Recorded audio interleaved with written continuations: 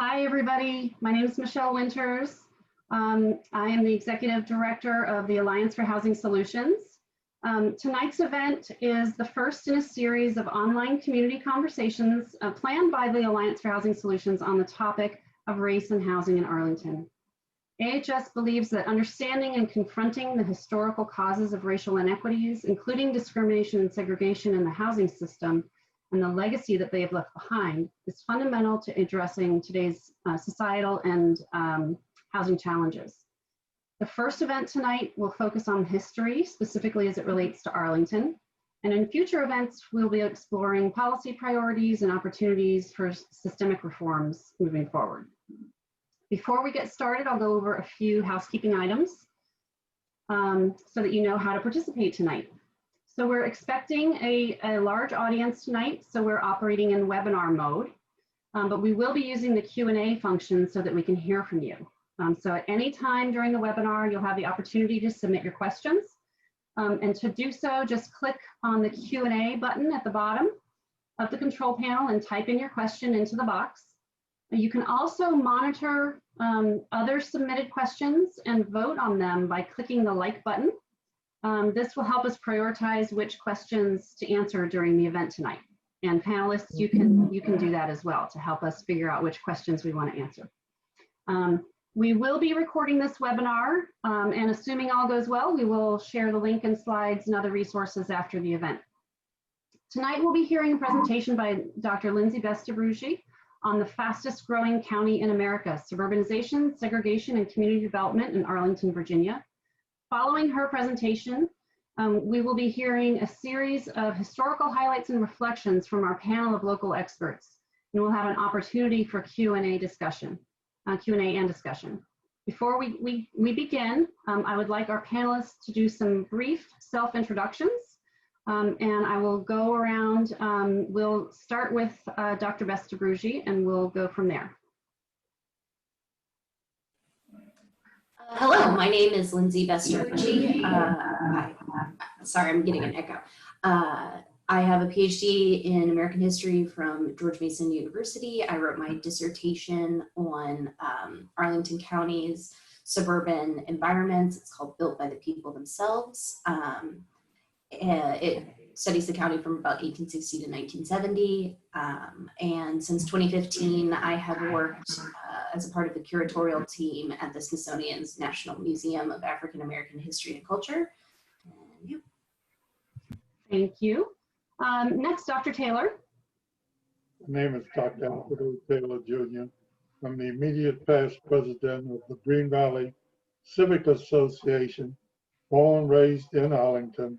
I have published a book, Bridge Builders of North Green Valley, and written a history for the Macedonian Baptist Church, which began in 1908 in my grandparents, my wife's grandparents' living room. Thank you. Sandra Green. Good evening, I'm Sandra Green, a native Arlingtonian and a lifelong resident of Highview Park, Halls Hill. I retired from Arlington County government in 2005 with 29 years of service in parks and recreation, and worked with many communities in the county, many civic associations and committees, and I'm the current chair of History Committee at Callaway United Methodist Church. Thank you. Great. And Kitty Clark Stevenson. I'm Kitty Clark Stevenson, also a Arlington County born and bred person, and worked for the county government for 17 years and have been an assistant registrar for elections for the past 20 plus. Great. Scott Taylor. Okay, well, I said it earlier, but I guess we're doing it again, right? I'm a native Arlingtonian. I was raised in the historic Halls Hill, Highview Park area. I'm currently the president director of the Black Heritage Museum of Arlington. I'm a musician, I'm a singer, I am, what else do I do? Oh, I'm the head of the Men's Brotherhood at my church. I have a praise team.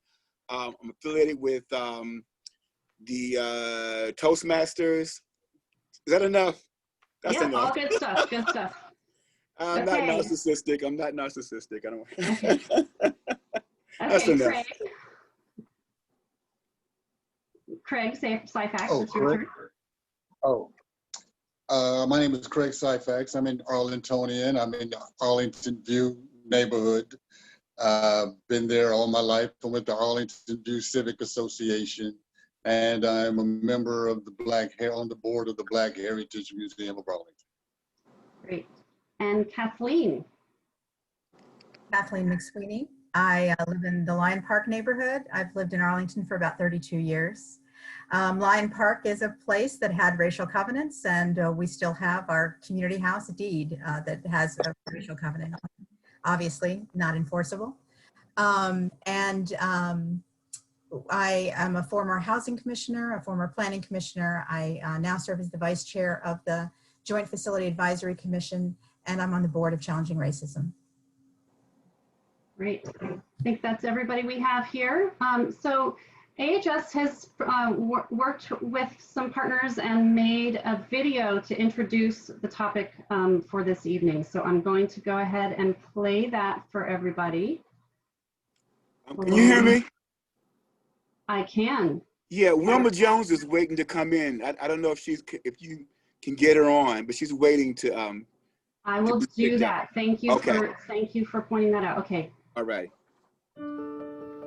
African Americans have lived in Arlington for generations. Their stories are unique, but the forces that shape their lives and communities are mirrored in the practices of segregation all across the nation. Some of Arlington's earliest African American landowners were the Syphax family, which lived on the Arlington House property in the early 1800s, and the Jones family, settling in Green Valley in 1844.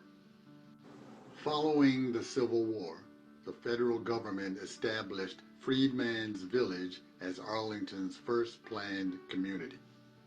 It thrived until 1900, before the federal government closed it to create Arlington Cemetery. Many residents relocated to the nearby settlement of Queen City. Halls Hill in North Arlington began in 1881, when Basil Hall began selling land to former slaves. By 1900, 38% of Arlington residents were Black, living in 12 settlements throughout the county. As Arlington grew in the first half of the 20th century, most of these Black communities were pushed aside in favor of white suburban development. New suburban communities were being built at a rapid pace, both single-family homes and garden apartments, but they were not available to African American residents. One tool frequently used in Arlington and other communities was a deed restriction, usually put in place at the time a home was built, limiting the home's use to members of the Caucasian race. In the 1930s, the residents of the whites-only Fostoria and Waycroft neighborhoods built a 7-foot-tall cinder block wall separating themselves from Halls Hill, cutting off most access points to the established Black community. This kind of wall would have been helpful for obtaining financing from the Federal Housing Administration, which at the time viewed different racial groups to be inharmonious. Around the same time, communities around the nation began to put in place a new kind of land use regulation known as zoning.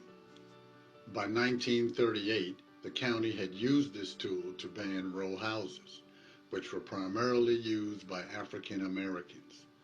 Though this style provided housing opportunities for many people and was common in Washington, D.C. and Alexandria, it was viewed as distasteful in Arlington. Building the Pentagon in the 1940s struck another blow at Arlington's Black community, when residents of Queen City and East Arlington were evicted to make way for the building's road network. Many eventually settled in Green Valley. By mid-century, only 3 African American neighborhoods remained in Arlington. Because of their long history and stable population, home ownership in these areas was common. But these were the only areas within the county where blacks could live. During the Civil Rights era, physical and legal walls began to crumble. School desegregation came first, but open and fair housing laws would take another 10 years to achieve. In 1965, a group of 2,500 volunteers in Northern Virginia conducted the most extensive fair housing campaign the United States had seen, collecting 45,000 signatures by going door to door. Then, in the wake of Dr. Martin Luther King Jr.'s assassination, Congress finally passed the Fair Housing Act of 1968.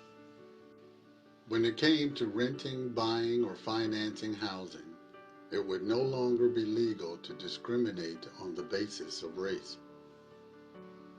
2 months later, Arlington County became the first jurisdiction in Virginia to pass a local fair housing ordinance with a vote of 3 to 2.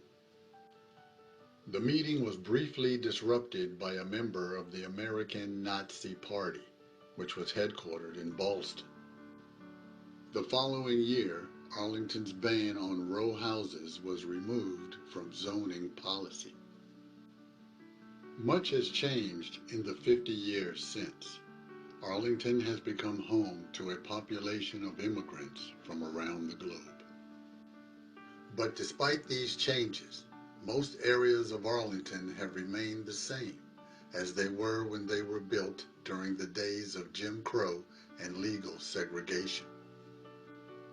In fact, in many ways, zoning rules that govern Arlington's low-density residential areas have become more restrictive over time, while only a small part of the county's land was made available to meet the growing housing needs of the area. Today, many residents of Arlington's historically black neighborhoods have aging homes that often don't comply with zoning laws that were put in place after they were built. The squeeze of outdated zoning, gentrification, rising housing prices, and lack of options have forced many of Arlington's black residents to leave. Now Arlington, like the nation, is taking a hard look at its past. It's time to ask ourselves if we are ready to dismantle the walls of indifference once and for all, and build an Arlington where people of all walks of life are welcome and can afford to live.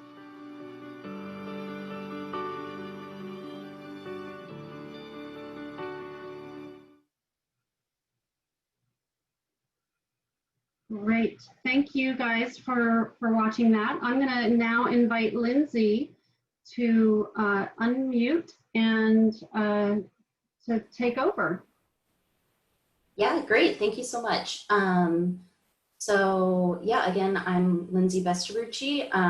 That was my first time seeing that video. It was great. So first I want to thank the hosts for inviting me to speak with you all tonight. My presentation explores segregation and racialized zoning and planning laws in Arlington, so to see the ways in which these policies impacted the county's suburban growth from the 1900s to the mid-20th century. We're going to open at the turn of the last century when Arlington's suburban boom first began, laying out the race-based policies of early boosters. And then we're going to continue into discussions of restrictive covenants, planning laws, and how Arlington's communities, both Black and white, grew together and at times in opposition. The majority of this research comes from my dissertation entitled Built by the People Themselves, African American Community Development in Arlington County, Virginia, from Civil War to Civil Rights. So first, just a little bit of background, a brief rundown on Arlington's history. 25.7 square mile lands of the county did not become a distinct area until 1790, when Virginia donated Arlington County and Alexandria City to form a portion of Washington, D.C. In 1846, the district retroceded Virginia's lands back to the Old Dominion. In 1870, the county officially split from the city before changing its name from Alexandria County to Arlington County in 1920. But for clarity's sake, throughout this presentation, I'm going to call it Arlington, even though the name changes during the time we're talking. At the onset of the 20th century, Arlington underwent a suburban boom spurred by the lure of federal jobs and railway expansion. From 1900 to 1910, the county's population grew from 6,400 to 10,000. During that same decade, 70 new neighborhoods and communities developed in Arlington. These communities battled for physical space in what we know is a very small county.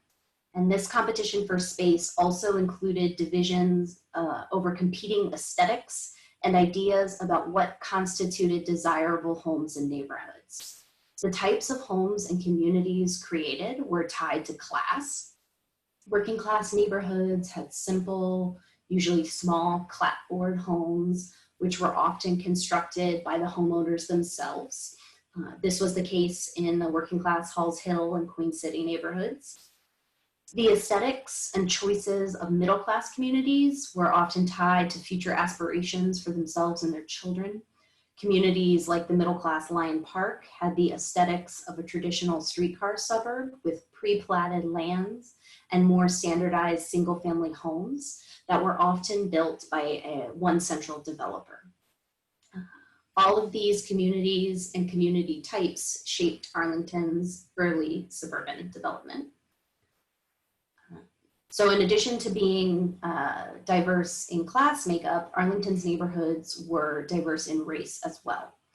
Arlington had Black and white neighborhoods and enclaves dotted around the county, as you can see from the map on the left.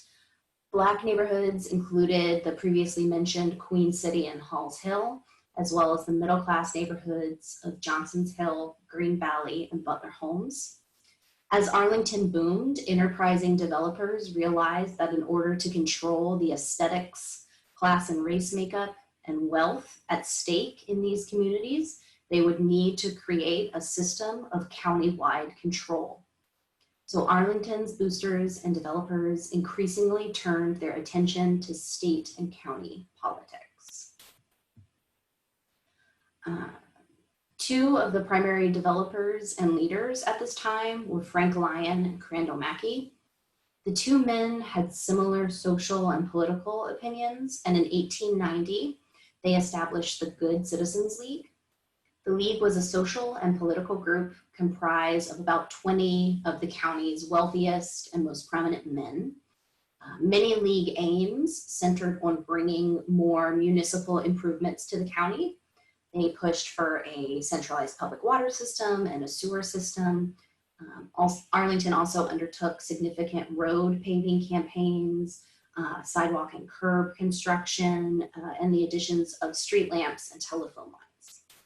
Though these reforms did address legitimate municipal needs, League members sought this suburban infrastructure specifically so that they could control the path of that development. According to League member Frank Ball, whose family founded Ballston, quote, "Those interested in developing real estate in the county helmed the League. They saw their organization as a life or death struggle without which Arlington would never have grown into a fine residential community," end quote. These municipal improvements were easily secured by the white neighborhoods in Arlington. But white Arlington officials cared little about the lack of amenities in the Black parts of town. When speaking about the county's water and sewage system, county officials announced that they had made significant improvements in every, quote, "neighborhood where there are a number of respectable white people residing," end quote.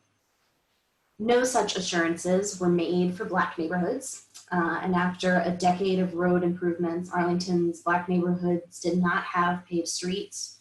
Green Valley, Queen City, and Halls Hill had unfinished roads and unsurfaced streets into the 1940s, and in some cases, well beyond. Arlington's early boosters and developers supported residential segregation. The League members, who were also developers, all created racially segregated communities.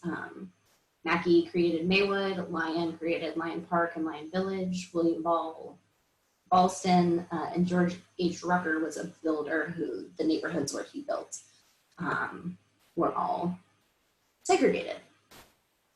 So to shape public opinion in accordance with the League's focus on white middle-class suburban development, Frank Lyon purchased the weekly newspaper, The Monitor. Under Lyon's leadership as owner and editor, The Monitor pushed League policies and opinions, including calls for a new state constitution, which would limit the voting rights of African Americans as well as their political opposition. In this environment, Virginia created a new constitution in 1902, which disenfranchised nearly all Black voters across the state. Lyon and Mackey both served at that constitutional convention. Testing the impact of the new voting laws, the League decided to field their own candidates for the first time in 1903, nominating Crandall Mackey for Commonwealth's attorney. Mackey faced stiff opposition from the incumbent Richard Johnson, and the contest was a dead heat. In the end, Mackey won by only 2 votes. According to newspaper accounts of the time, quote, "The reduction of the Negro vote under the new Virginia Constitution helped Mackey wonderfully," end quote. Despite charges of corruption due to the extraordinarily small margin of victory, Mackey and the League decided to use the election as a mandate. But new voting laws were just one piece of the equation. In order to have more complete control of the county and its developments, League members sought to remove African Americans and other what they deemed less desirable elements from the lands that they wanted for themselves. The links between race and League policies about development and reform can be seen in the League's dramatic and violent cleanup of Roslyn. So beginning in the 1870s, Roslyn's location immediately across the Aqueduct Bridge from Washington, D.C., and just about a mile from Fort Myer, made it a hotspot for gambling and saloons. But Roslyn was also home to an African-American enclave. Rather than seeing a small working-class Black community, how Roslyn's Black residents would likely define themselves, League members characterized the enclave as a, quote, "gathering of shacks that were inhabited by the riffraff of the county," end quote. So while temperance and fears about political corruption from gambling interests were legitimate concerns, the League's opposition to these establishments was not colorblind. Many also complained that saloons and gambling houses were not segregated spaces. So on Sunday, May 30th, 1904, Mackey and the Good Citizens League armed themselves and set out to clean up Roslyn once and for all. Though this picture of the event is rather cartoonish, it was a very real, serious, and violent event. So the posse of 6 men embarked on the raid. It was Mackey, Lyon, and 4 other League members. Rather than using the county sheriff or police force, Mackey deputized these men and handed out several sacks of weapons, including sledgehammers, axes, and 1 sawed-off shotgun. This group of vigilantes attacked 2 saloons in Roslyn, throwing people through closed windows, arresting patrons and employees, and destroying property as weapons were used to hack up bars, break slot machines, and destroy alcohol. The scene was violent, but the event saw only 1 shot fired, a League member fired his gun at the back of a fleeing black man who was luckily not struck. And at the time, quote, "With the reclamation of Roslyn, commercial and real estate development proceeded almost immediately," end quote. So this is the background for the county's early suburban developers and boosters.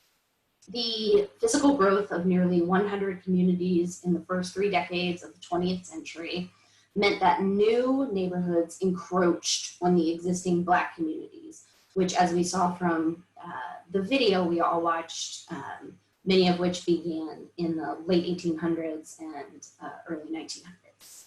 So that was the case in Queen City, where since 1910, the Arlington-based Barbara Williams & Co. real estate and insurance group had been subdividing lots for the White Highland Park neighborhood, and developers realized that the land around Queen City was 3.5 miles from and 450 feet higher than Washington, D.C., and it was at the time well situated for both steam and electric rails, create an ideal location for a suburban subdivision.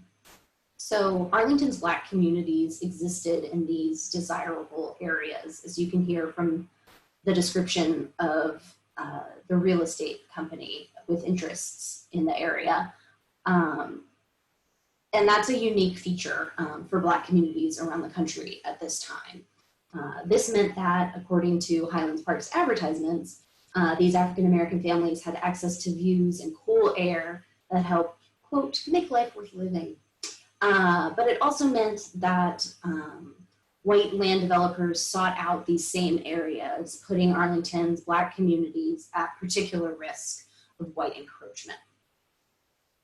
Beyond encroaching physically on the lands previously designated as African-American, these new white communities also established housing types distinct from Black Arlington. The distinct aesthetic choices between Black and white residents established racial inconsistencies visible across neighborhoods. These conflicting visions of preferred suburban environments provided whites with allegedly non-racial grounds to attack Black suburban communities as undesirable. In Arlington's African-American communities, homes were predominantly constructed by individual builders. This resulted in more diversity in type and a slower development from the community generally. But in Arlington's new and expanding white communities, entire neighborhoods were subdivided and homes were built at once. Frank Lyon's developments, for example, went beyond just a centralized community design to create a streamlined environment with homogeneous houses.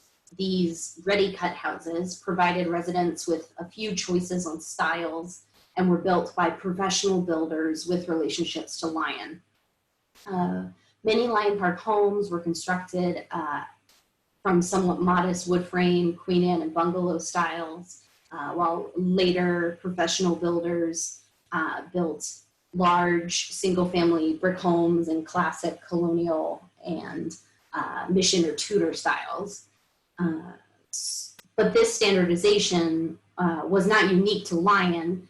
Most of the builders at the time took this route where they would subdivide the lands and build the houses all at once.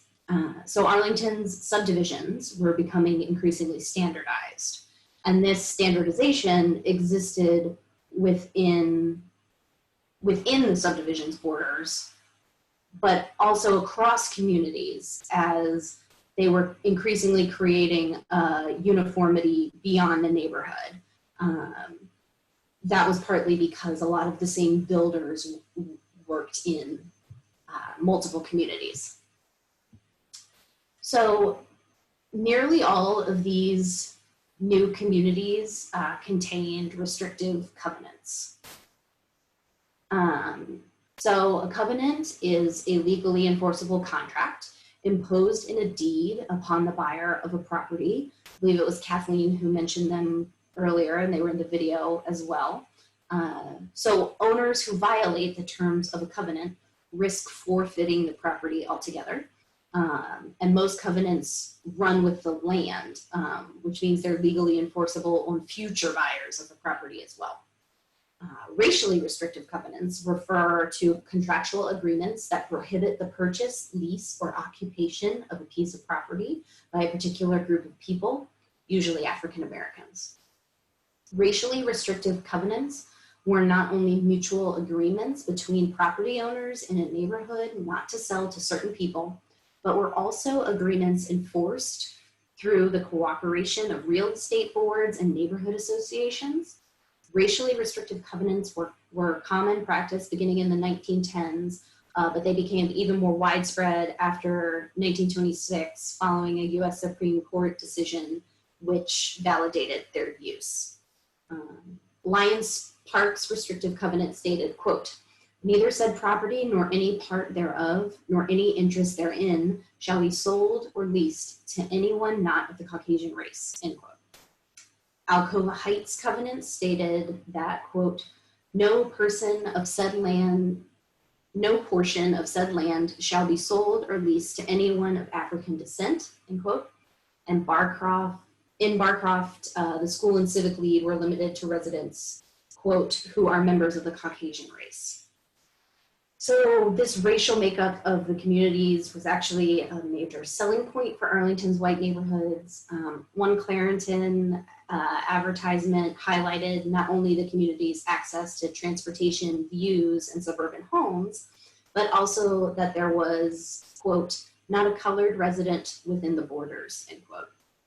And Lion Village advertisements ensured potential buyers that the beautiful suburban community was, quote, "destined to become a community of particular people as it was reserved for the white race alone," end quote. So restrictive racial covenants joined other laws and regulations designed to limit Black buyers and communities in Arlington. In 1914, Arlington created the Suburban Control Ordinance, the first countywide planning law. And all new neighborhoods must be approved by the county engineer. As a direct result of this law, Arlington was able to create racially segregated neighborhoods. The law also legislated against older homes and prevented individuals from doing their own construction, instead requiring the use of a professional contractor. So these provisions disproportionately affected Arlington's Black communities. Regulations which were previously only applied to individual homes or individual subdivisions were now used to regulate the county as a whole. Recall that Arlington's amenities did not stretch into Black communities. So these standards threatened to condemn Black neighborhoods who did not have access to the same improvements that the county now demanded. The legislation was approved by the County Board of Supervisors with the influence of county politicians Crandall Mackey, Treasurer Eway Ball of the Ball family, and Clerk George H. Rucker, who was a builder and frequent contractor on Lions developments. Housing choices for African Americans in Arlington were significantly limited by these new laws, where many new Black communities were created throughout the last decade of the 19th century. From the 1910s onwards, racialized restrictions and segregation laws established by Arlington's white leaders meant that expansion was not open to African Americans. Instead, the existing communities became more densely populated because there was nowhere else for these people to go. For example, the Johnson's Hill community began in 1880 with just 4 plots, but by 1913, that same physical land contained 70 plots and 70 homes. Green Valley saw a huge surge in population and subdivision. The neighborhood grew by 70 families during the few years of World War I alone. Residents subdivided lots and created multifamily housing via duplexes, row homes, and apartments in Arlington's Black areas, including Green Valley and Roslyn. Many whites saw these changes as threatening the kind of ideal single-family suburban environment that they envisioned. quote, all sections of Arlington County are threatened by row houses, warned one flyer generated by the Lyon Park Civic Association. The people of the Federation felt that row homes would threaten the segregated middle-class suburban ideal that they sought. Without regard for whether or not Arlington's Black neighborhoods challenged or reinforced their own aesthetic visions, Arlington's white leaders steadily created zoning, planning, and covenant legislation in an attempt to push out the large and diverse communities established throughout the county. This resistance was the case no matter what kind of community was created, from the working class Queen City to the middle class Butler homes. This opposition to all neighborhoods, despite their class or aesthetic, highlights how zoning and planning laws that on one level created a specific suburban vision for the county were also deeply tied to racial segregation. While grounded in language of aesthetics, of home design, and neighborhood layout, the true cornerstone of white suburban desire at this time was Black absence. In the 1948 Shelley v. Kramer Supreme Court decision, racial covenants were deemed unenforceable. However, they remained commonplace, and they were used to steer Black residents away from white neighborhoods. The Federal Housing Administration's underwriting manual recommended the use of restrictive covenants as they, quote, provide the surest protection against undesirable encroachment and inharmonious use, end quote. The FHA's segregationist policies became known as redlining because they showed Black neighborhoods in red on official loan maps, as you can see in the smaller map on the lower left-hand side. It was not until 1968 that the inclusions of racially restrictive covenants and deeds became illegal. So beginning in the 1930s and continuing throughout the 1950s, federal expansion during the New Deal, World War II, and continuing into the early years of the Cold War created a huge number of new federal jobs. Newly arrived federal workers from around the country chose to settle in Arlington in record numbers. Arlington had a population of 26,000 in 1930, 57,000 in 1940, 135,000 in 1950, and 162,000 by 1960. So suburban development throughout the county absolutely exploded in response to this rise in population and corresponding demand. These people and the built environments that they created in some ways were a continuation of the suburban trajectory Arlington's leaders worked hard to establish at the turn of the century. However, in other very significant ways, they were a departure of the visions of those developers and planners like Mackey, Lyon, and the League. To accommodate such a huge influx of population, new neighborhoods increasingly used higher density duplexes, garden apartments, and apartment developments, such as Fairlington, which was built at this time. These building types joined Arlington's almost exclusively single-family neighborhoods, which marked a major change in Arlington's built environment that many existing leaders and residents did not plan for and did not agree with.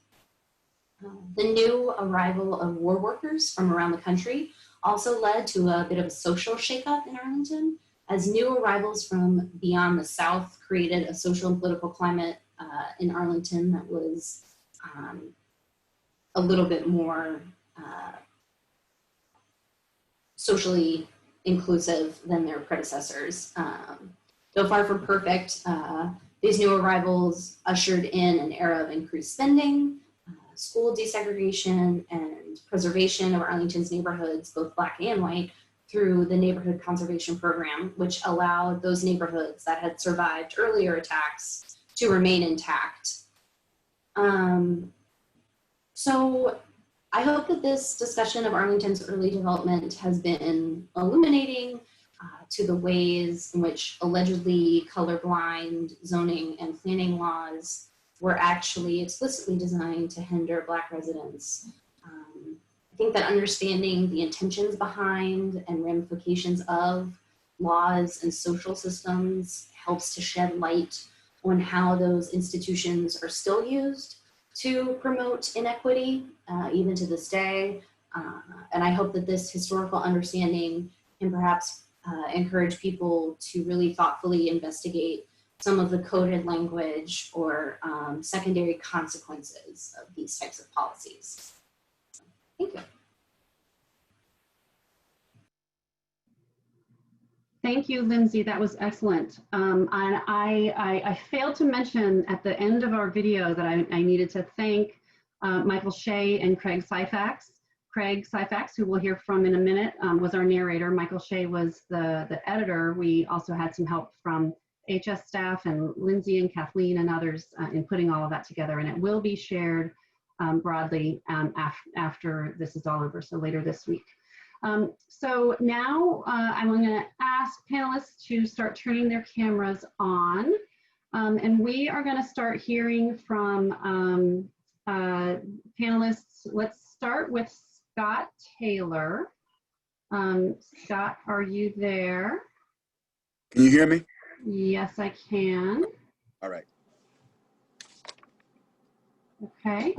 Scott, is your camera working? I. There you go. Yep, you're good. Okay. All right. So why don't you share with us a little bit more about your perspective on what we've seen today? Well, you know, first of all, there was a great presentation. I really enjoyed it. A lot of in-depth research you did. That's the struggle of my people. You know,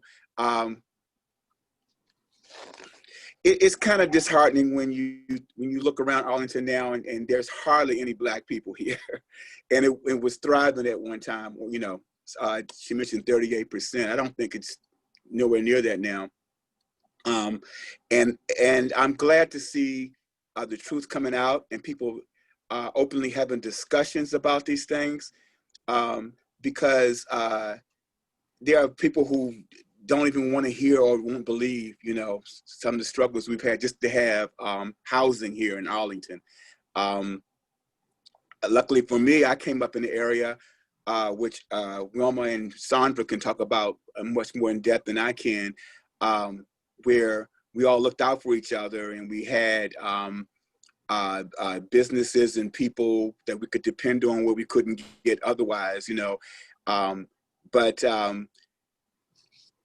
You know, you're looking at areas like Columbia Pike now and some of the old neighborhoods and see how they've been gentrified, which is okay. I understand that, but you know, given the struggle, you know, we have to do better, not just with African Americans, but with everybody. We need affordable housing in Arlington, and it's you know, through all the struggles, even if you're a first responder, a teacher here, or a fireman, you can't afford to live here. I mean, you know, it's getting to the point where it's all for the rich and the greedy. And of course, you know, it's not as bad as what she was describing, what happened years and years ago. But housing is still a problem here in Arlington. I don't care what anybody says, it's still a problem here for regular people. So, you know, I think we need to continue to have these conversations and talk about the history of it, and talk about what we're going to do in the future about people who want to stay here, want to live here, want to come here, want to work here, but can't afford it. And so it's almost the same thing, you know. I mean, you know, a little different, but we have to do better. I guess that's what I'm trying to say, you know. Great. Thanks, Scott. We're going to just go around in a circle and then we can start a discussion. So I wanted to open it up to Dr. Taylor to make some comments. Dr. Taylor, are you there? Yes. I think some of the past housing practices have caused a lot of land that possibly could have been developed differently, especially in my neighborhood, where it seems that there were no housing codes and people built where they wanted, what they wanted, and has caused the neighborhood now to have some of the highest ratio of paper streets that cannot be developed because they are designated as paper streets. So some of the same patterns that happened in the past are coming to haunt the county in some way, shape, or form, especially in creating affordable housing. And I do not like the term affordable housing because I don't care what type of house you build, someone can afford it. But I would rather for the saying be that houses people can afford. I think there's a picture painted in Arlington that's not a true picture. And everything is aimed at first responders, teachers, and what. But the people who are hurting for housing are the ones who service the county, who can't afford to live in the county that they service. Who am I talking about? I'm talking about the public works people, the janitors of the school, who are forced to live out of the communities, but yet are expecting them to be and to open up the facilities for the people who live into it. So there needs to be another definition of what we call affordable housing. Because if we build $1 million conclave, some people can afford to live there and will be there. I do not think we need to keep dwelling on affordable housing or putting people on the same economic level into building housing for the same people who have the same economic level, because that creates Cabrini Greens or Pruitt-Igoe types of land facilities. I think that I am more for a mixed use community where people of all economic plateaus can live, rather than just keeping it to a certain percentage ratio, like 30% or 40%, because I don't like what the outcome creates. So some of Arlington's past housing practices are coming back to haunt them when they neglected, especially the African American communities, and without putting in any type of coding that will allow to plan for the future, because now there's no way they can ever recapture that land, because you can't claim land for private developers for eminent domain. That's my. Great. Thank you, Dr. Taylor. Next, we're going to talk to Wilma Jones. And Wilma, introduce yourself. You weren't here when we did some introductions. Yes, sorry, I had a late meeting for work. Hi, everybody. My name is Wilma Jones, also known as Wilma Jones Kilgo, but in my community work, I go by Wilma Jones, my maiden name. I'm pretty much a lifelong resident of the Halls Hill neighborhood. A couple years ago, I wrote a book about my neighborhood called My Halls Hill Family, More Than a Neighborhood. I'm a civic activist. I'm currently the president of the John M. Langston Citizens Association, and I kind of have mixed feelings about everything that presentations and things that have been said.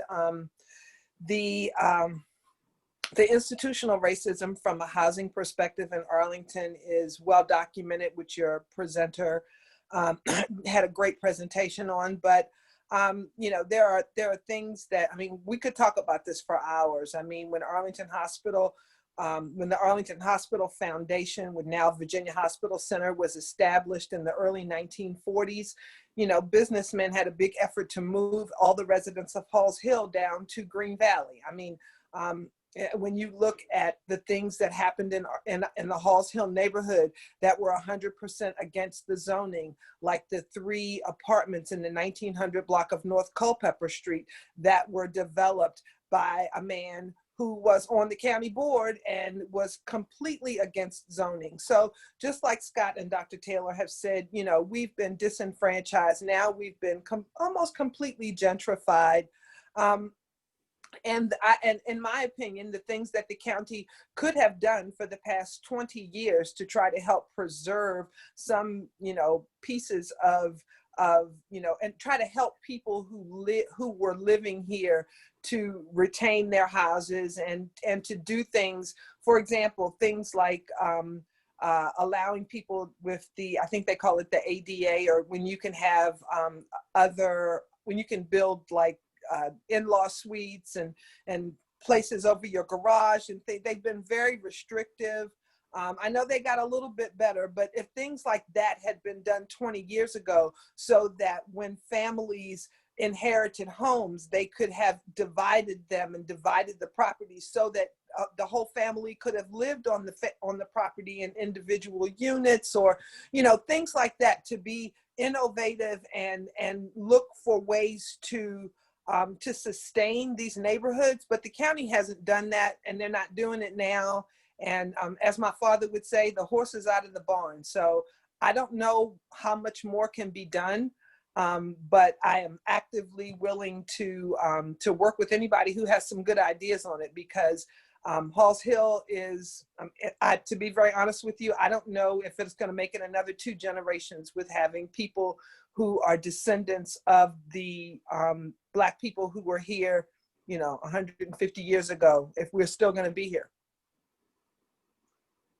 Thanks, Wilma. We will continue now to hear from Craig Syphax. Craig, can you unmute? Yeah. There you go. Yes, the presentation was excellent. I did enjoy that immensely. The zoning laws that Arlington had from the beginning were used to keep the Blacks from, or any nationality other than the Caucasian race, from being a part of the Arlington community. But luckily things have changed, and we have done away with the zoning laws that would keep and cause people to not, or have a negative impact on things that are Arlington. And so now Arlington, I am glad to say, has done a great deal of causing and asking for others to come into the neighborhood and join into the Arlington community. But the price range is something that can't be, we can't get away from the price range of what Arlington is. Now that Amazon is coming, that is going to cause more property tax and become, but Arlington buys and sells real estate every day. There is people coming and going in the neighborhood, and I really don't want to take up too much time. I want to hear what others have to say. Thanks, Craig. So next we are going to go to Sandra. Sandra, are you there? I'm here. I agree with the other panelists in terms of where we are today with housing and African Americans in Arlington. You know, but this started so long ago, and there's never been the kind of effort that should have been made to stop the bleeding. It started with eminent domain, and that was way back in Queen City when Queen City was demolished, and people were given a month to move, and there were very few provisions. They were forced to make provisions for those people to be able to live someplace else. They had to even write Eleanor Roosevelt. They had to hire an attorney. And it's been going on since then. It's the planning in the county, it was zoning, it was the covenants, all those things that kept African Americans in their place in terms of housing, not being able to live where they wanted to live. And then we go to, after they have constructed communities and have organized infrastructures in the community and had all the things that they needed to survive in their communities, when they couldn't access services and places to live other places, then in comes gentrification. And it's, you know, we want to live here now, and the apartments that Wilma described here in Highview that were always affordable housing, low income apartments, all of a sudden, all of the people that have lived there for many years were gone, and it's completely, or I would say 95% non-African Americans, mostly Hispanics. And when the community began to change and people moved out of the communities, they are no longer able to come back because they can't afford it. And families homes that are gone. And those residents cannot afford to live here anymore. So all of the things that people fought for in terms of housing seem to not have worked like they thought they would. You know, at one time you had people who were testers when the Fair Housing Act was passed, and you had people who went around as testers. My mother was a tester, Lil Brown was a tester, Miss Patience Briggs was a tester, and what they did was they went in and applied for apartments or housing and were denied. And right after that, their white counterparts would go in with around the same income, the same situation, and would qualify, and then they would take those cases to court. So people did a lot of sacrificing to, you know, have equal access to housing. And it seems like we're at the point now where we're not that much further along in terms of being able to access housing, and maybe financially, but there are a lot of other things that influence the situation to be the way it is in housing that really didn't have a lot to do with money. But now we're at the point where people actually cannot afford it. And one of the other things I wanted to share was there is an African-American community, there was, that is very often not mentioned, and that's Boston, where the Mercedes-Benz place is right now. That was a vibrant Black community in Boston. And once again, that enclave of African Americans were displaced, you know, eminent domain. People wanted the land. My great-grandmother lived on Lee Highway where the sandwich shop Subway is. Her home was taken by eminent domain. So a lot of that started back there and we have never quite caught up.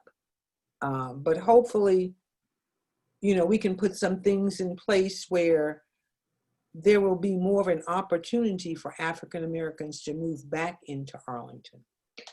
Thank you. Thank you, Sandra. So we are gonna go to Kitty Clark Stevenson. Kitty, can you unmute? There you go. Thanks for letting me be a part.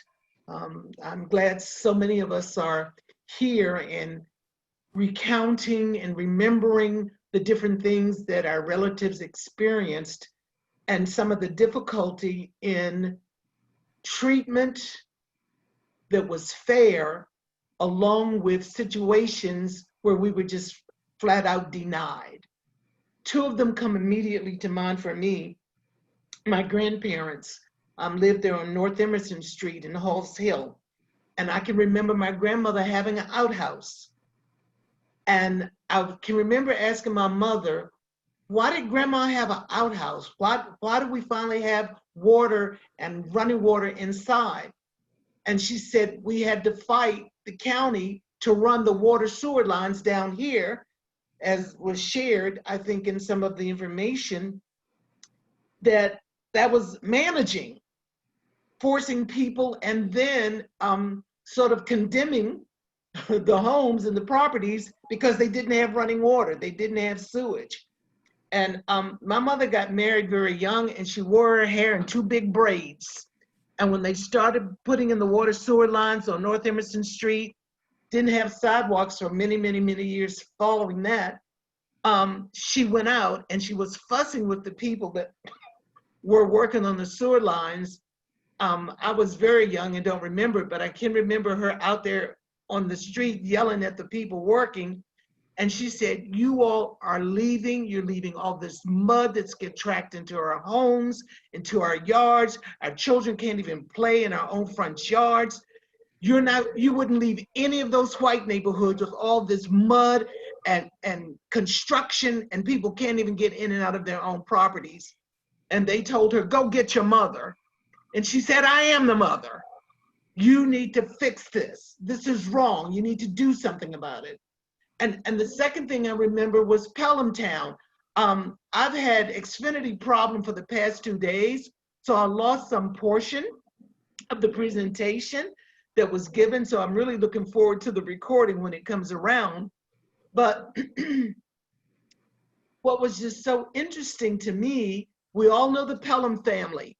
Father Pelham, he lived to be over 100 years old there in Mount Salvation Baptist Church. And he told me the story about the land that his family used to own going towards the Washington Golf Country Club or whatever it is down there on North Glebe Road. Pelham Town. Bridge. What was it called? Pelham Town on Old Dominion Drive. And he told me how much of that land and the farm that they had, and someone even told me that Teddy Roosevelt would come over and ride on his horse because the land was just so beautiful. But the Broyhill family wanted to do that development down there. They changed those codes, they changed those constructions, and kind of pushed them, quote unquote, away from all of the land that the family owned. And the point that I think it was Wilma was making, that there was sufficient land for us to have multiple generations on the land that we own. But through the designs and the denial and condemning homes because it didn't have water sewer, but wouldn't run the water sewer down, those are things I remember as a child being problems. And to have, as Dr. Taylor was saying, you know, calling it affordable housing, it doesn't translate the same way to everyone. I hear people from the commissions and the codes and the budget and the board and the missing middle. I hear all of that, but I think it communicates different things for those of us that have had a different experience growing up here. But I'm glad we're talking about it. I don't know how we'll ever change. And those of us that have property and family members that had property, we're trying to find ways to keep it in the family for somebody to buy it, or at least keep it close to somebody that would represent what the neighborhood was all about. Because it is changing and has changed in many ways. It has. Thank you, Kitty. I'm going to invite Kathleen and all the folks to unmute yourselves and get ready. And we are going to start our Q&A session. We have a few that have come in, but Kathleen, feel free to kick things off with whatever form of questions you want to start with. Thank you very much, Michelle. Thank you, everybody. It was terrific listening to all of you, and I look forward to listening to the answers and the conversation that we're going to have over the next maybe 30 to 45 minutes. I did want to mention to everybody on the call, everybody who's watching, you can put a question in your Q&A icon. It's usually at the bottom of your screen. We have a couple of questions already. I did want to go ahead and start it off with a question picking up actually on something Sandra had said, and it was about fair housing testing. And I'm curious, first of all, this is to all the panelists, about your experience with fair housing. We heard a little bit about Sandra and how her mother was a fair housing tester. But I would note that about, I don't know, about 12 years ago, the county scaled back our fair housing testing. We used to do it every year, and now I think we might do it every 3 years. The reason given was money. It cost about $50,000 to do the fair housing testing, which quite honestly, if you look at our budget, doesn't seem like a lot.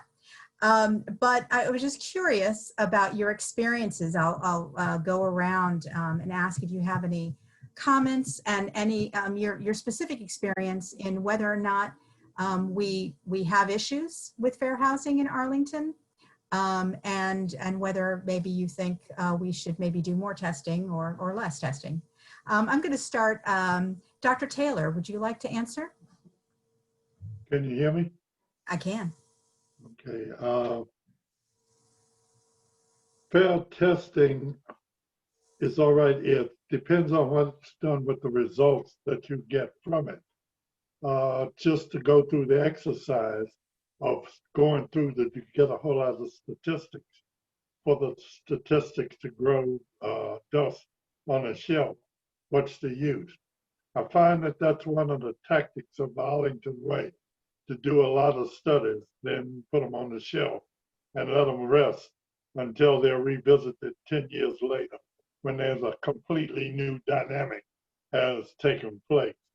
So yes, fair testing is a good weapon if you're going to do something with the results. But just to be a pacifier, to say that, yes, we have all these statistics, and I think we have statistics, all the statistics you need, but I don't think we're doing anything. The Arlington way does not say what to do with the statistics you gather, but to put them on the shelf and lead them for further discussion. You know, form another committee to study the committee. Dr. Taylor, that's a fair point. Kitty, I see you nodding your head. Did you want to chime in?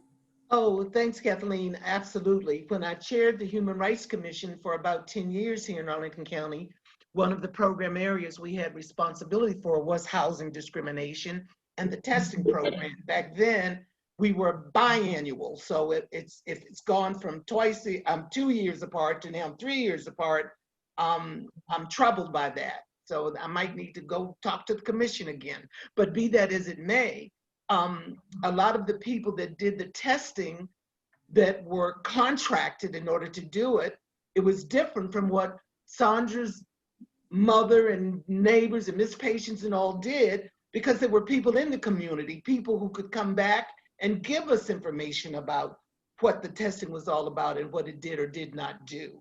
So I guess, Sandra, that probably would have been maybe in the 50s and 60s, if you will, when we began pushing some of those things, and definitely after the Fair Housing Act. So late 60s, I'll give you that. In the 70s, I can recall also different people wanting to get an apartment in Arlington County, and I was one of them. I was ready to leave the nest and do what I wanted to do.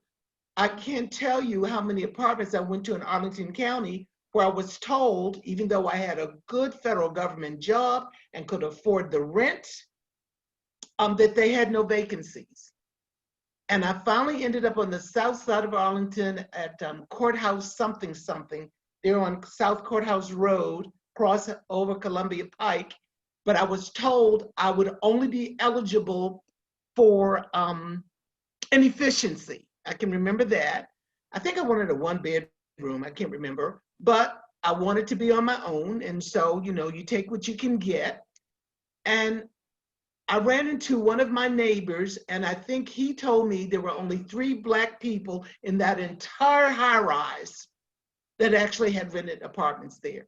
That most of the people that we knew about or people that had tried to get an apartment there at Dominion something down there in South Courthouse Road. Craig, you probably know exactly what I'm talking about. Just couldn't get in.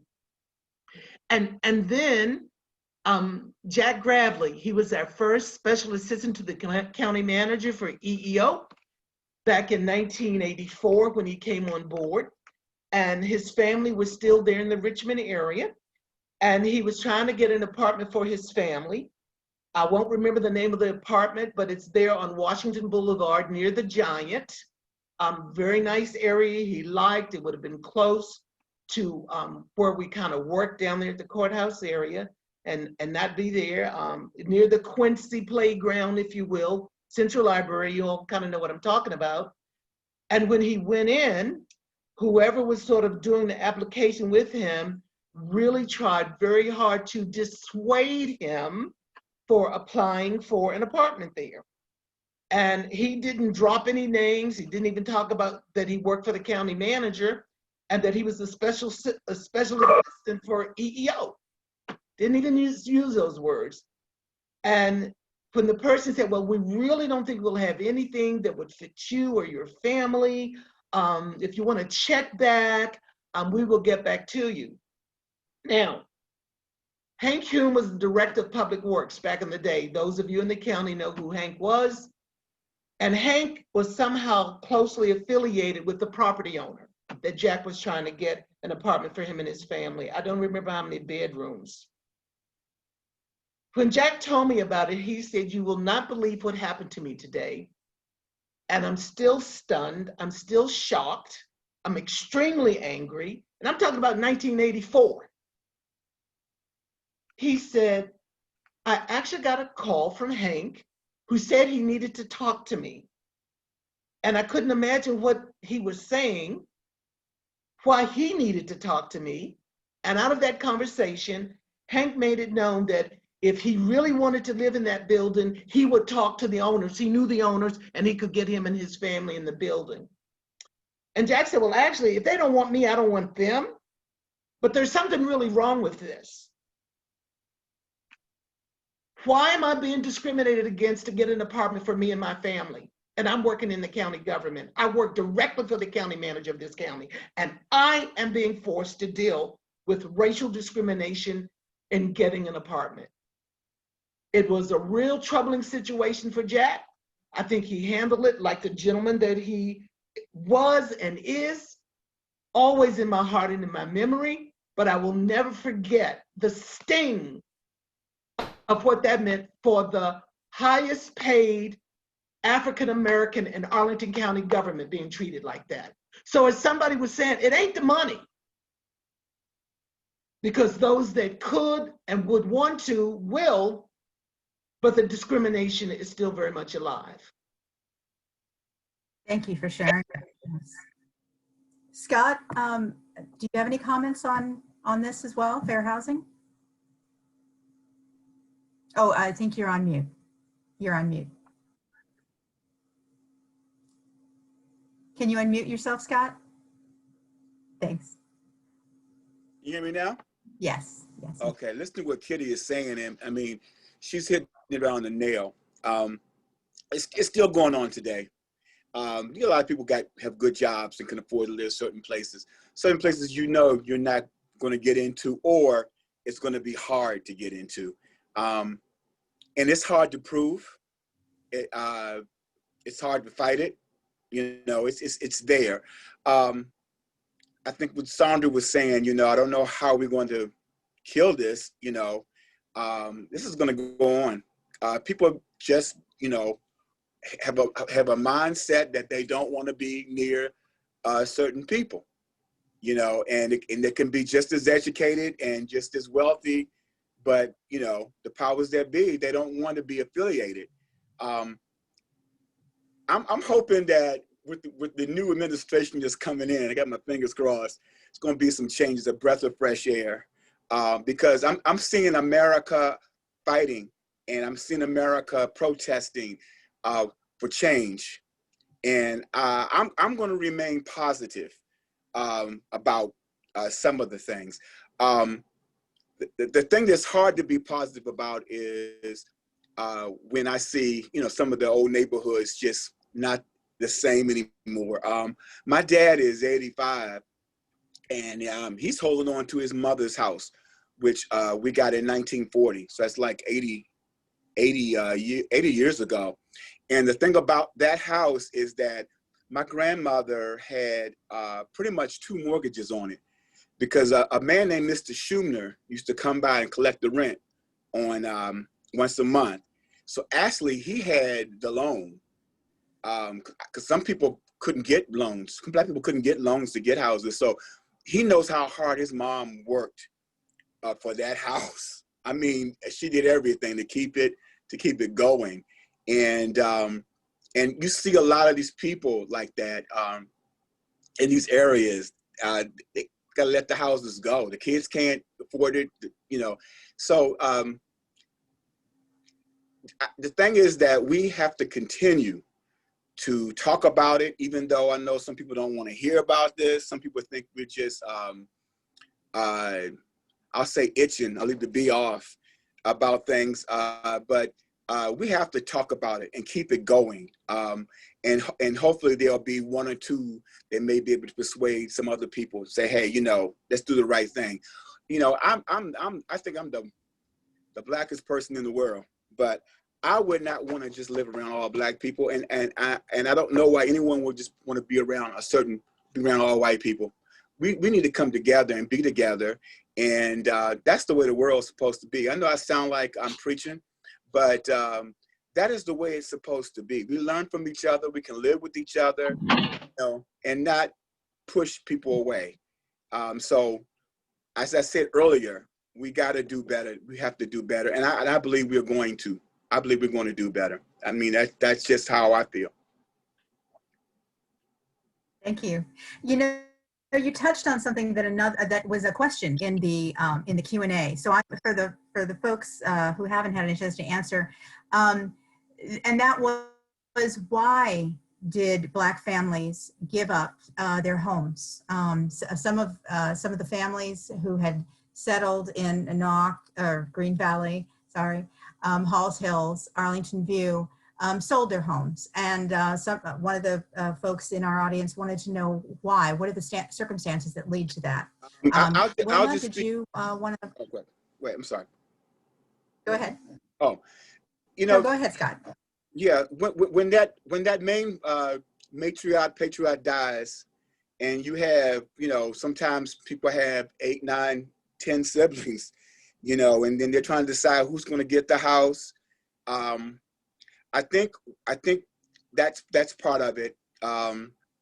And there was a time that we, as Black people, and I'm gonna get in trouble for saying this, I know, we look to white as better, I think. I mean, when I was going to Langston's all-Black school, my dad said, "You're going to the white schools," or, you know, try to go to a white college, try to get to a white neighborhood. And I think that was part of it. I think that some people didn't realize the gold mine they were sitting on, and they were looking for something bigger and brighter. That's part of it. That's just part of it. And I think now, as we look back and see how we came up, it's like, wow, a lot of us, we should have stayed there. You know, I had a woman come here one time, we had a talk on race, and she was telling me, I'm sorry that you all went through that on Hall C. I'm like, don't feel sorry for me. It was wonderful. I knew my teachers, some of them lived in my neighborhood. They went to my churches, some of the teachers, things. The firemen, I knew the firemen. So 85% of or more on Halls Hill, I knew them and probably been inside their house in their yards. I knew everybody there. It was a wonderful experience. But I think a lot of the people that I was, you know, around were looking for that pie in the sky, you know, sort of like that TV show I can remember, and I think the dream was to be outside of that. I don't think people realized what they were. Can I speak in? Can I jump in for just a minute? I don't have too much longer, but I want to kind of build on what Scott is saying, but also want to kind of give a differing opinion. I definitely agree with the fact that we have many times when grandma dies, when you have 8, 9, 10 people, and you also, from the last 20 years, you also have developers who are vipers, who will do everything that they can to get people in the family to partition and do everything they can. So, and as I said earlier, and the county has not had any kind of thing in place to help families to be able to, you know, and to help fight some of these developers, you know, just little things like not being able to only have an 8-foot strip around your house so that we wouldn't have all the stormwater problems that we have now. But the other issue is Halls Hill is no different than any other part of Arlington. And if you are on Facebook and you go to some of those places, there's a Facebook group called I Grew Up in Arlington. White people who grew up in these neighborhoods, Waycroft, Woodlawn, they're saying the same things. My mother and father bought their house for $12,000, for $20,000, and now it's on the market for $1.5 million.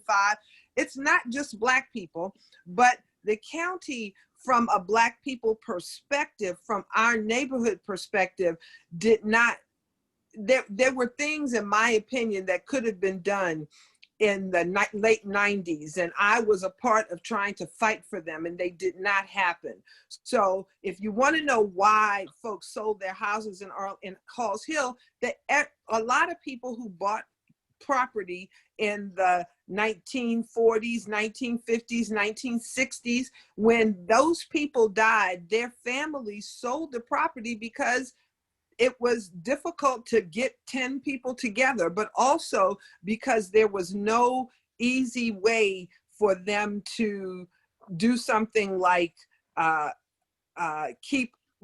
was difficult. So I want to say Halls Hill, Green Valley, Johnson's Hill, and the fact that it's not a lot of people here who were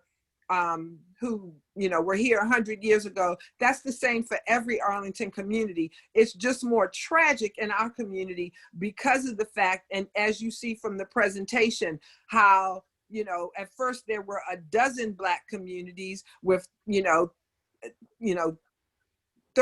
of the population being African American, and now what are we at, 9%? So I mean that's the issue. Wilma, you mentioned something. You said in the 90s you were trying to fight for certain actions. Can you name one or two of them?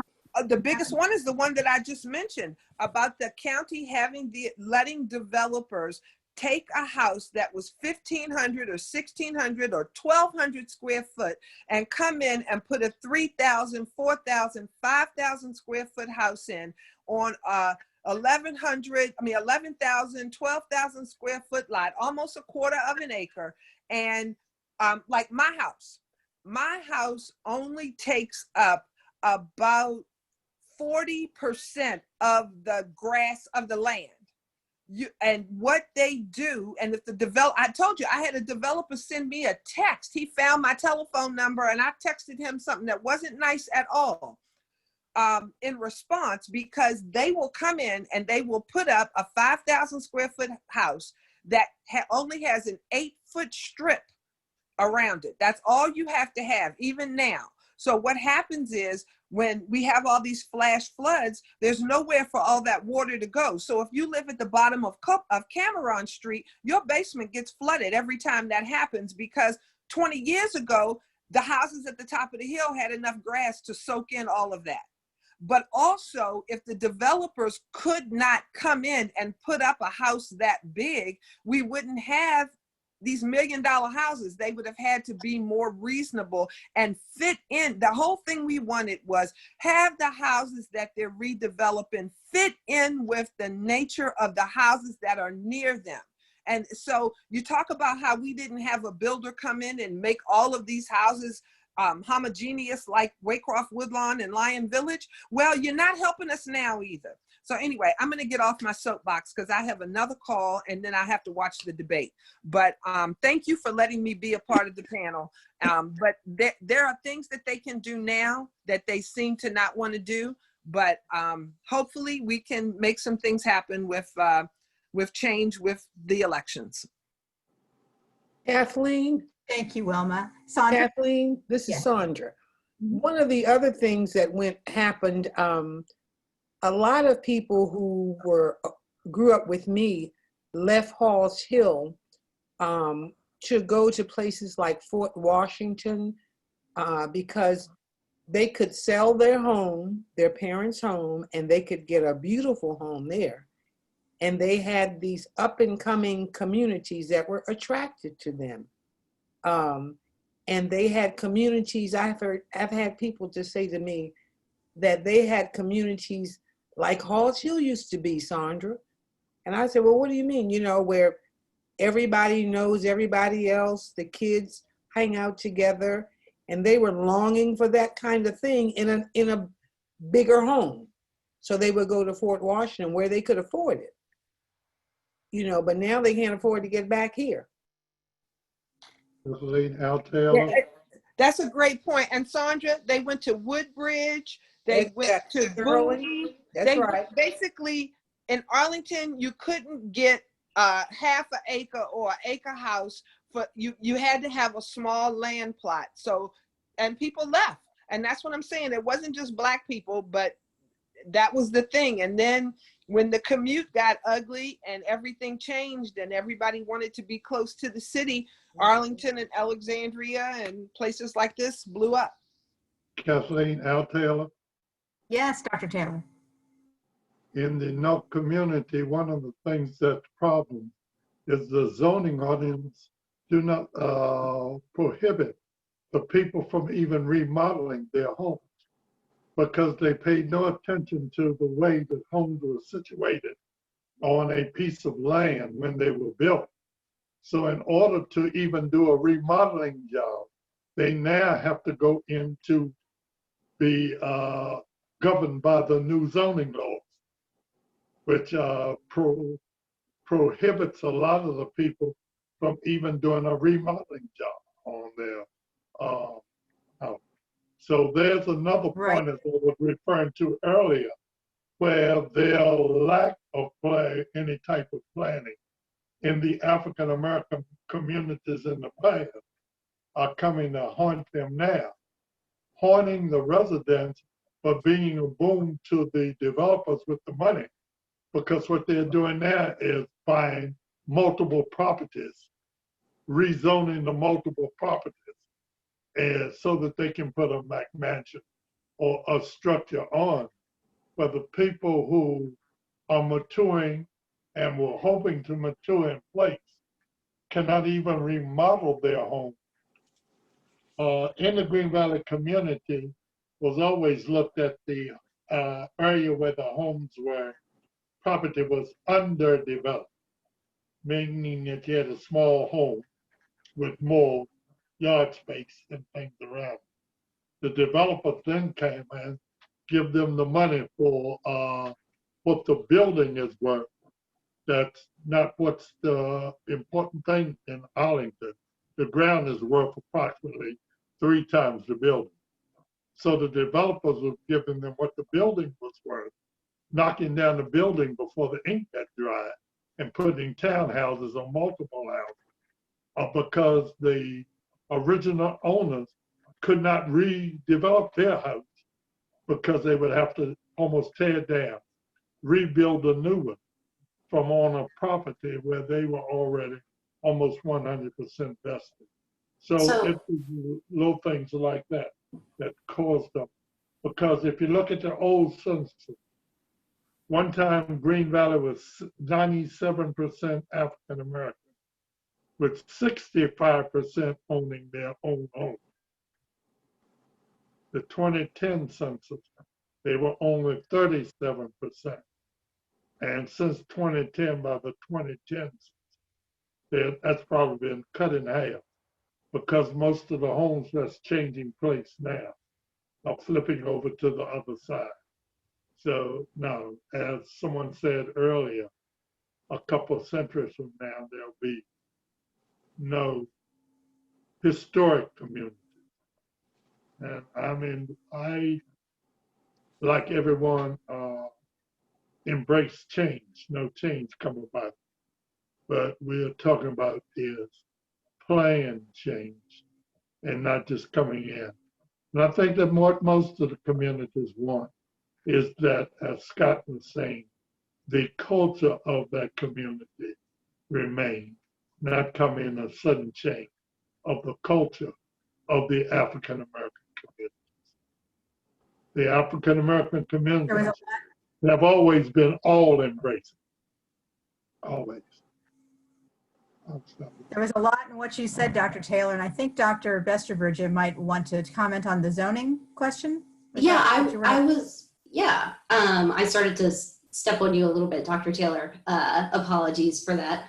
I wanted to open with just something that's anecdotal and then go from there because so my husband and I just bought our first house in Arlington, well, our first house period, but we bought it in Arlington.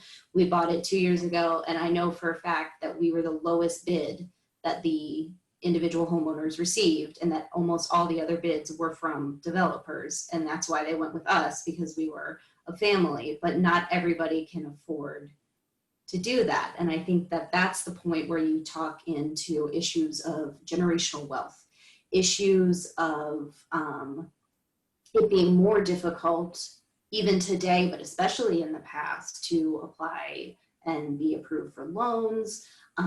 The comment about, you know, familial issues, and also maybe changing a property to actually fit multiple families. When you do that, they're not as qualified for loans. There are just lots of issues there. And I think also it's important to remember that just because there potentially are resources available, it doesn't mean you necessarily are an expert in finances or banking policies. Like, I feel like I'm going cross-eyed when I read some of these things and I just don't understand. And I have a PhD. It's to a certain extent unreasonable to expect people to understand every single potential resource at their fingertips. That's not, I hope that that doesn't seem, I don't know. I hope that that point is clear. It's not coming off as articulately as I would have hoped. But I think that also, you know, in addition to there being some push out of Arlington, there were also pull to other places.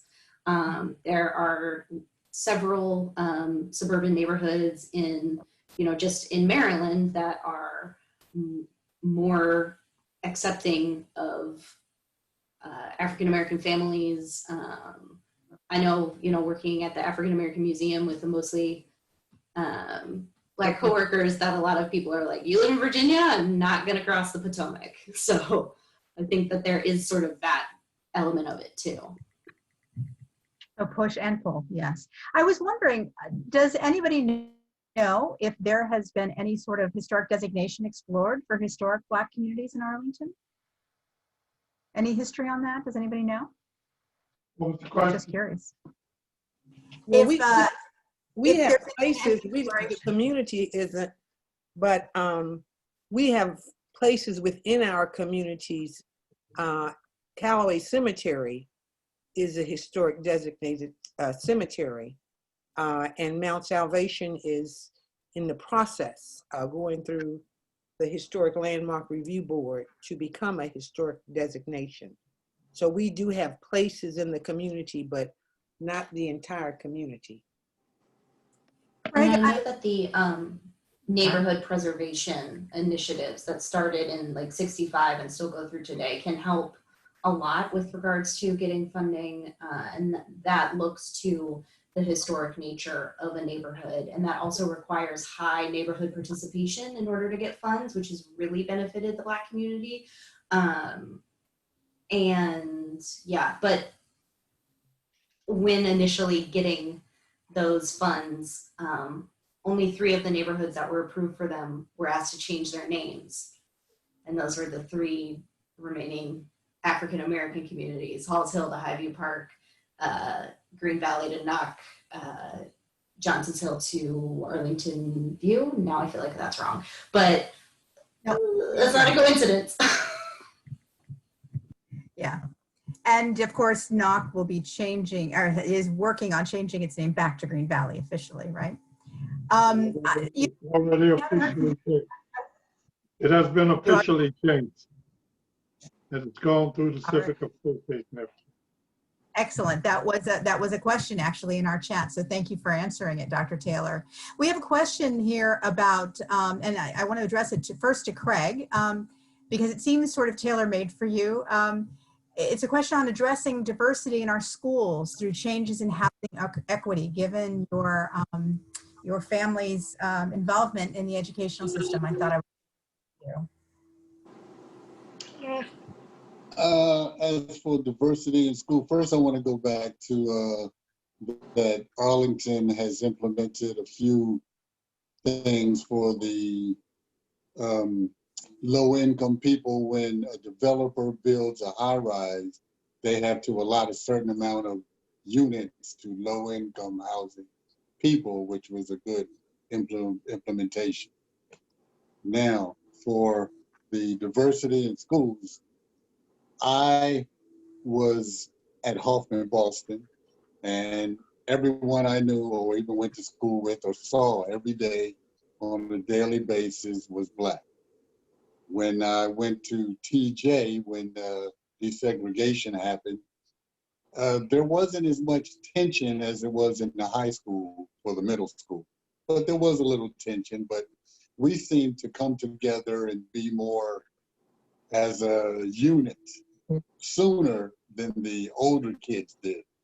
And I really did never understand that aspect. But then when I went to high school, it was carried over from the same people who were in middle school with me. So there was really no real tension for me. And I was coming from the South Side and went to W&L on the North Side.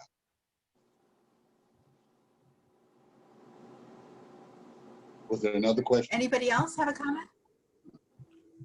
Can you hear me? Scott? Yep. You're asking about the diversity in the schools today? Is there something we can do actually to make them a little more integrated than they are? The schools are actually fairly. Yeah, because it's not. They're not. Is there housing policy? Yeah, yes. Right. We don't want to do busing, but there's not much diversity as far as. I'm sorry. Is there housing policy? Is there housing policy that we could affect to better integrate the schools? Well, I hate to use that word, affordable housing. I hate to use that word because, you know, like Kitty was saying earlier, that people get the wrong idea when you say that. You know, if somebody's making $70,000 or $80,000 a year, you know, have a couple of kids, you know, they need affordable housing, and that's good money.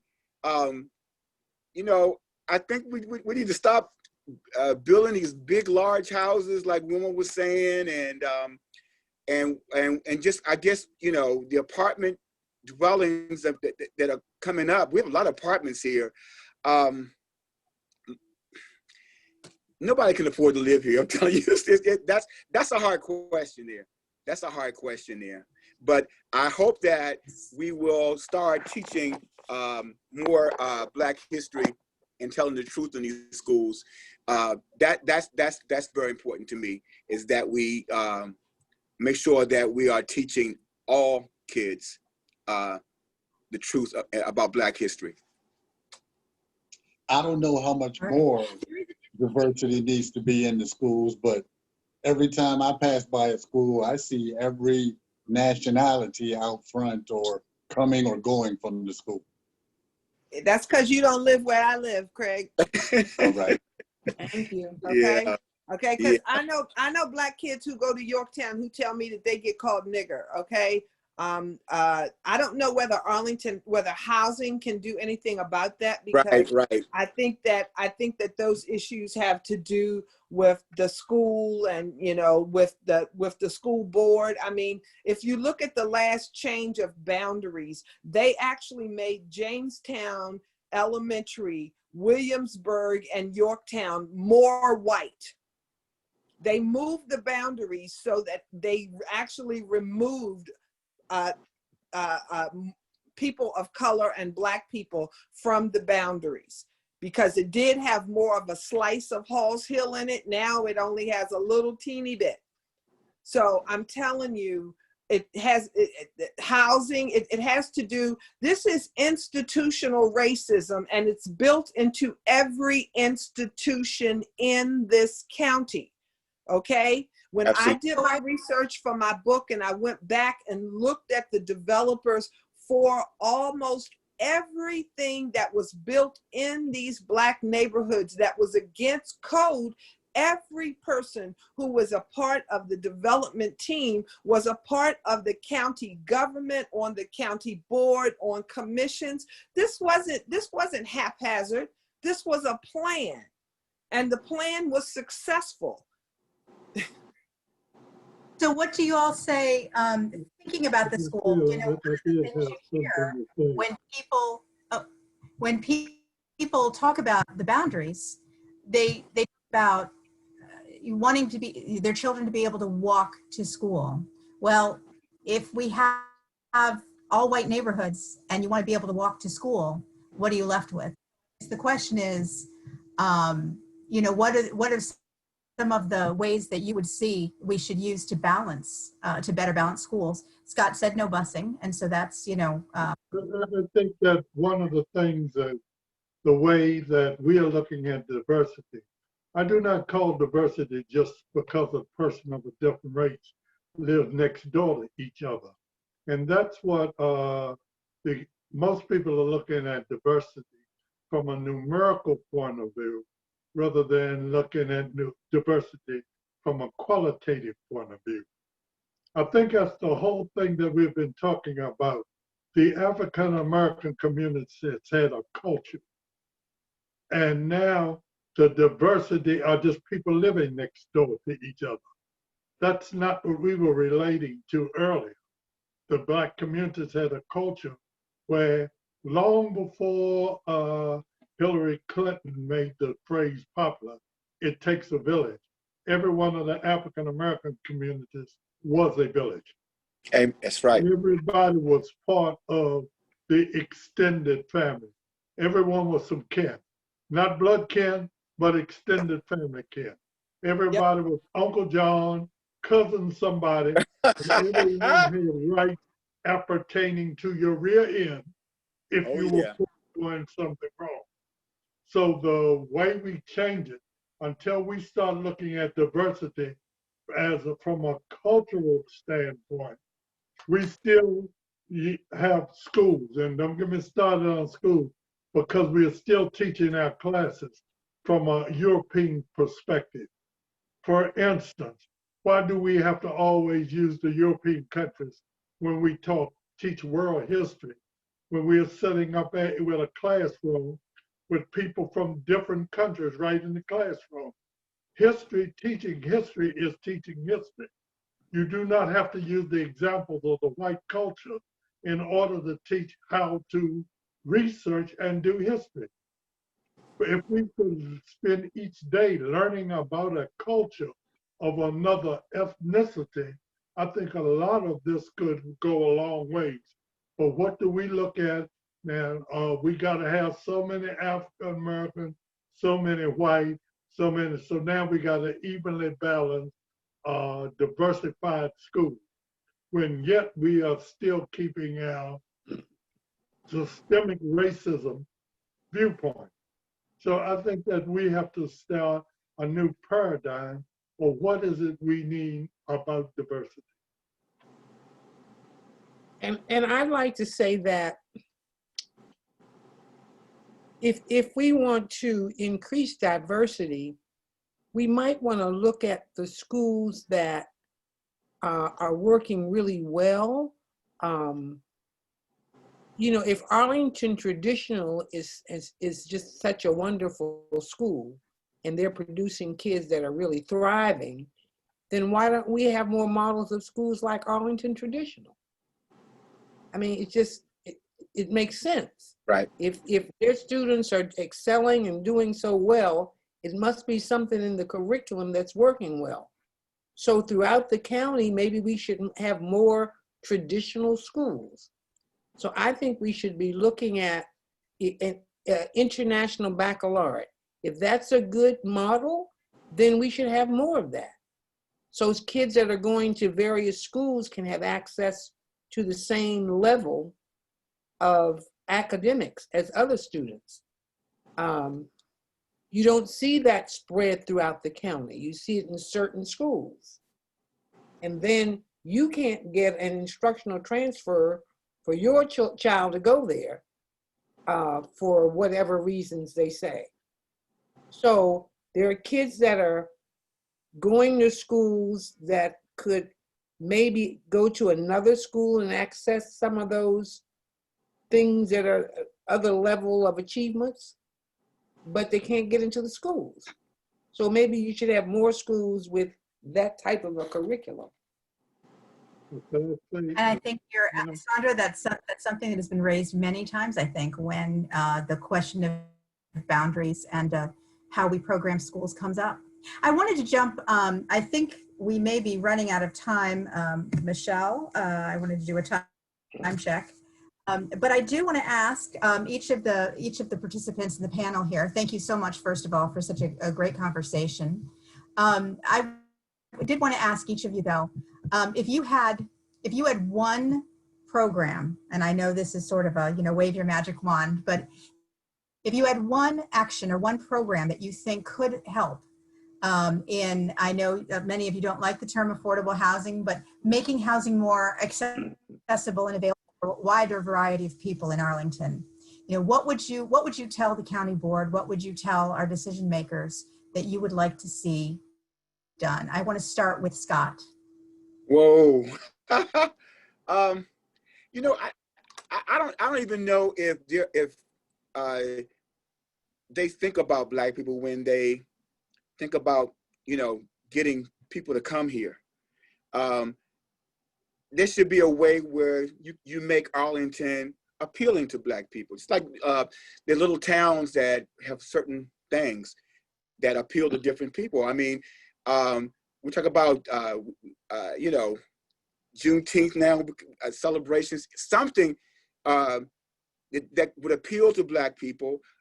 Also, when I see a lot of ads in the paper for houses and real estate, they don't use Black models. It's very rare you see a Black model. So we have to think of ways of making this place appealing to everybody, and subliminally, it's, we say things that probably are not that appealing to Black people. You tell people about Arlington, Black people are scared to come here, So that's what I would say, try to find ways of making it appealing. If you want more of us here, make it appealing. And I think you also might have touched on Dr. Taylor's point earlier about the culture. What is the culture? What kind of culture are we? Well, he's one of my mentors, so that's a compliment. Who else wants to answer the question? Sandra? Okay, what was your question, Kathleen? If in terms of housing more equitable, affordable, available to a wider variety of people in Arlington, and especially Black families. I think one of the things it's a little late, but the county needs to really look at allowing developers to come into communities and just take over.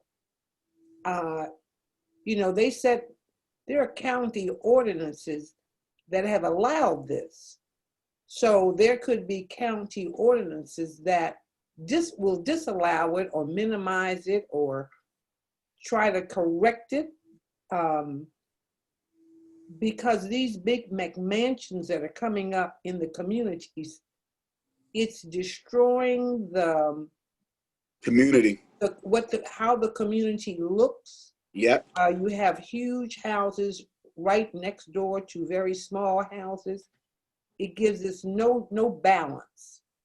So if the county could look for ways to minimize this development encroachment in traditional neighborhoods, and to allow for people who have been Arlingtonians for generations and may own a house to be able to do some things to their homes to increase the value, even with the restrictions that have been placed in terms of what you can and cannot do, taking into consideration that for years and years and years, one of the reasons that African Americans are in the position that they are in has to do with years of systemic racism. And, you know, they're trying to get there, but they're not there because it's been so many things placed against them to prohibit them from moving forward, just not at that place. So maybe there should be some ways that things can happen for them in the housing market that would increase diversity in the county. Could I say something? Great. Oh, sorry, Dr. Taylor. Sure. One thing I would like to bring up, when we talk about anytime you put people on the same economic level, mixed up. So when we talk about affordable housing, and I'm gonna use the term we're talking about, we should force people to build dwellings where they have people of all economic levels. As long as we keep comfortably people up together with the same economic level, you have locked the people into no growth pattern. Where you should have, if we would develop, you know, they use the 60th percentile and all of this when they use it. Well, just like they can put a limit, start to mix up people from different economic levels. The people at the lower economic level pull themselves up by the bootstrap to the next level. But if you got a whole conclave of the same economic level with everyone doing the same thing, there's no incentive to move from that level. Or either you're locked into that and can't get out of it. So I would like to see redefining the term mixed use to mixed economic levels and things too, rather than just centering on a fixed figure to say only people from this level can live in here, or only people from this level. We should have people from all economic levels together. In my book. All right. So more mixed income neighborhoods. Who hasn't had a chance? Kitty? Well, I don't want it to just say it's more to it than just income. It's mixed educational opportunity levels and things of that nature. All of that goes within the economic wherewithal. You can't just single out the economic plateau from a person with education, a person with money, a person. It takes a combination of the two. You can put that person from the lower economic level without the wherewithal to get the educational opportunities, and they locked in.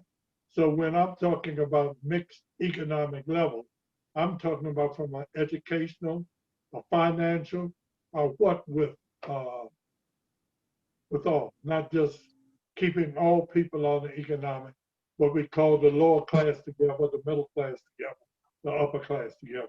There should be a mixture. That's great. Thank you. Yeah, so thank you, Kathleen. Thank you, panelists. I know that a couple people have had to drop off already. We are almost at 9 o'clock. We have had a really good conversation tonight. You guys have had a really good conversation tonight. And so I want to thank all of you guys for coming and for sharing all of your thoughts tonight. I put up a screen with a few resources, and we will be sending this out to everybody who attended tonight. We've actually started a new page on our website that will have access to all of these resources, but this includes Lindsey's, a website that Lindsey put together, Wilma's book, one of Dr. Taylor's book. He just had a new one that just came out, so look for that, as well as the Black Heritage Museum. And you know, we talked about the African American community tonight, but you know, there's a lot of work and a lot of resources and a lot of understanding to do about the more recent decades when we've really become what they say is the United Nations in a zip code. And so one of my favorite resources is a Lloyd Wolf photography book, Living Diversity. So we will make all of these resources available, and we will continue these conversations. I hope that you guys all continue to participate. I'm thankful for all of you. If there's any other last thoughts, if not, then I think we will go on and enjoy, or at least somewhat enjoy the rest of the evening if anybody's doing anything else interesting starting at 9 p.m. I want to say thank you also, Michelle, to all of the panelists and all that participated. I had internet trouble again. I had to go out, come back in, up and down. So I can't wait for the recording because I just missed a lot. But I look forward to doing the hard work to do what we need to do for Arlington, because it's still home. It's still home. Thank you so much. Thank you. Thank you all. Thank you, everyone. Thank you, everybody. Thank you. All right. Goodbye. And good night, everybody. Good night. Bye-bye. Good night. Good night. Night.